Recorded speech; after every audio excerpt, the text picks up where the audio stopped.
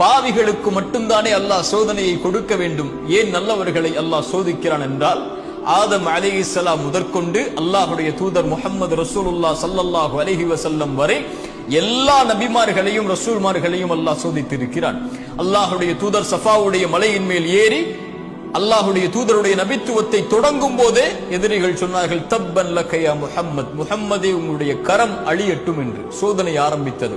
தூதர் மரணிக்கக்கூடிய கடைசி தருவாய் சொன்னார்கள், உங்கள் இருவருக்கு கொடுக்கப்பட்ட நோயின் வேதனையை அல்லாஹ் எனக்கு கொடுத்திருக்கிறான் என்று. முன்பின் பாவங்கள் மன்னிக்கப்பட்ட அந்த நபியை ஏன் அல்லாஹ் நபித்துவத்துடைய எல்லா ஆண்டுகளிலும் சோதித்தார்? அல்லாஹ்வுடைய தூதர் ஸல்லல்லாஹு அலைஹி வஸல்லம் இந்த கேள்விகளுக்கெல்லாம் ஒரே ஹதீஸில் பதில் சொன்னார்கள்.